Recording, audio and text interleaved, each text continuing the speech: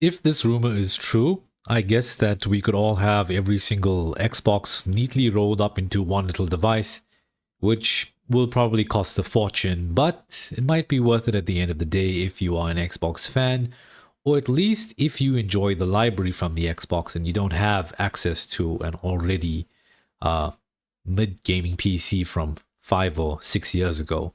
Now, as far as backwards compatibility goes, I think this is by far one of the most important developments in video game history, especially when it comes down to consoles.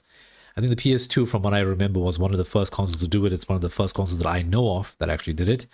I don't know if there was anything else out there, unfortunately, before that. I was too young to remember and I never encountered anything. So, before backwards compatibility, obviously, you'd have certain consoles which had different input to different types of cartridges.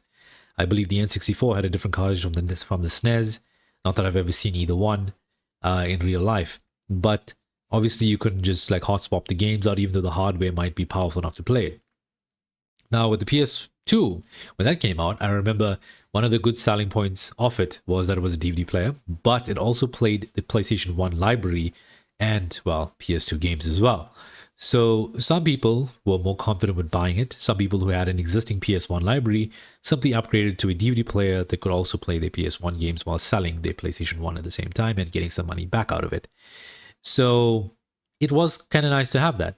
And now with Xbox, obviously with each generation, the consoles or the hardware had differed so much that to some extent, backwards compatibility wasn't really a thing until the Series X and S came about. Now with, the Xbox One as well.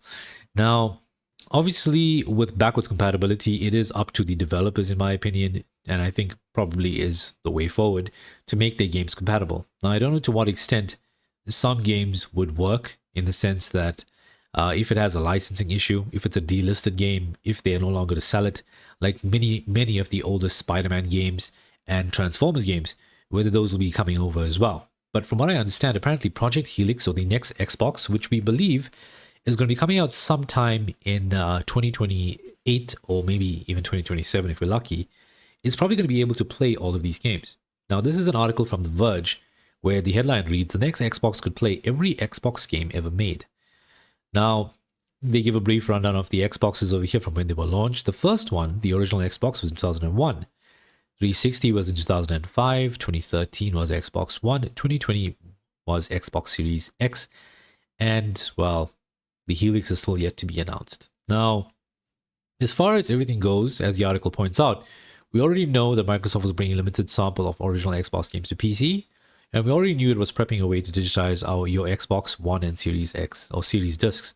The leak fills in the missing puzzles. Microsoft is bringing Xbox 360 games to PC too, and explicitly states that those games will run on Helix in addition to Xbox PCs, in inverted commas. The document also clearly states that your digitized Xbox One and Xbox Series S discs can follow you to any Xbox device, so Helix will get those too. 5 generations of Xbox games under one roof.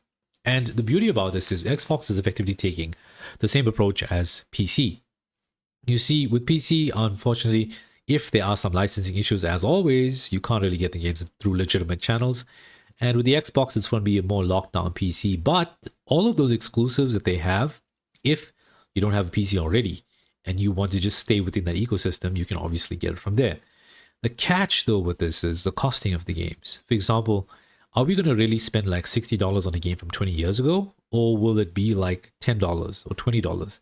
And there's also that to think about as well. For example, if the physical game is cheaper for you to buy, it might be just worth your while to get an Xbox console that's compatible with the digitizing feature, and then just buy physical games and digitize your own discs and keep that in your library and move on with it. So obviously as well, if you sell the disc, then you lose that digital license. So I guess to some extent, they will be killing off the used game market in the sense that you will still need the disc, otherwise authentication fails, and then you kind of have to buy the digital game itself, which might be way more expensive. And in some cases might be the only option if these physical discs fall apart and get destroyed. Now, when it comes down to backwards compatibility, obviously reliability is another thing as well, and also to what extent we're going to be getting certain perks with it. For example, will the game still run at the original resolutions at whatever they were when they launched or were available on the older systems? Frame rate wise, do we expect bumps in frame rates, bumps in resolution, any AI upscaling of that nature? What sort of extra features do we get with it? And maybe we can like fast forward through cutscenes that are unskippable, for example. Save states and load states, all those kind of things with the older games, I think would be probably very important thing to look at, because at the moment with emulation, you get all of those benefits with it. In some cases, you can even add texture packs to certain games. I'm not too sure on Xbox itself, but I know on PS2, it is definitely a thing. So when it comes down to emulation itself, I suspect that Helix is going to probably be a very powerful system, obviously.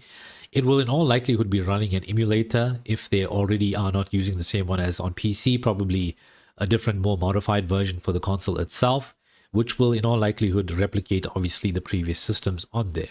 It could be a situation where it is just a simply much more powerful Xbox Series X with a better GPU, obviously more RAM. And speaking of RAM, the costing of which we are not too sure where the Helix stands right now. But obviously, if it is too expensive, I think some people will be deterred from that.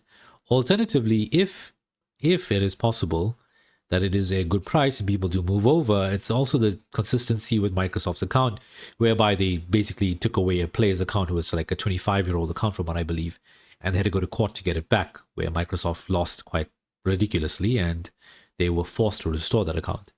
Now, all of these digital hanging about, it's something which I don't really like, in the sense that I can understand why this would be a very, very nice feature to have, something very nice to have access to, because you have access to effectively every Xbox game ever made, if this is indeed true. But why I am a bit doubtful about it is obviously because of the way they handle the accounts.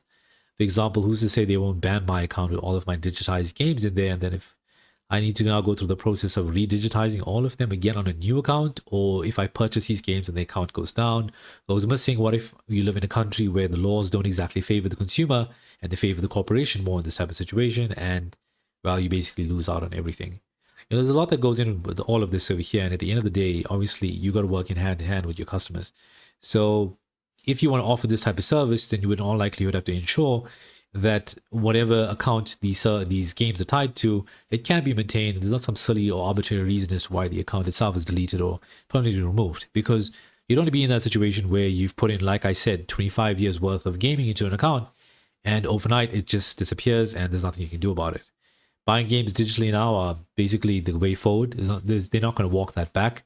Xbox hasn't really mentioned it, but given the way they've mentioned, or rather they're running with everything for digitizing your discs to, well, Xbox Helix playing every other Xbox game, it's safe to assume that, well, physical is long since gone, and this is just their way of moving your existing physical library over to a physical one and allowing you to play it on a new device or modern day device, instead of you having like 4 or 5 different machines lying around. If you're not a collector, you don't really care, but if you want that shelf space as well, it might be better for you. Or if you're a collector like me, you kind of have the stress that your hardware is going to fail on you at some point in time, and you would need something more modern to kind of keep the engine running in those games.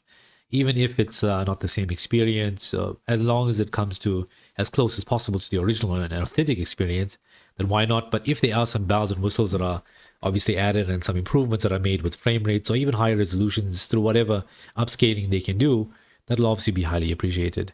Like I said as well, availability is mandatory. I mean, that's something which is very important. You don't want these licenses to fall through and games getting delisted if they already haven't been delisted. And I wonder as well, if you digitize, for example, already banned or delisted games, would there be compatibility issues? Would they not allow a digital copy to exist? Because then obviously if somebody, I don't know, somehow gets a hand on the digital version, they can distribute it somehow. I don't know how to actually put this out there or articulate it properly, beyond the fact that obviously whenever licensing falls through, lots of games get dumped into legal limbo, where they can no longer be sold, but at the same time they can be found physically, or they cannot be sold digitally or distributed digitally. So physical is your only option. And right now, as it stands, in most cases, if it's not available on some sort of backwards compatibility program or different platform, you're usually stuck to that particular machine with playing that device, if emulation is also not an option. So we'll just see where this all heads, and hopefully it's a more positive light, a more positive future for everybody that is involved. So that being said, guys, I'm on the video. If you enjoyed it, leave a like. Do subscribe for more positive news coming up sometime soon in the future, I hope. For now, we're going to steer into the more darker side of things. But with that being said, guys, I'm on this video.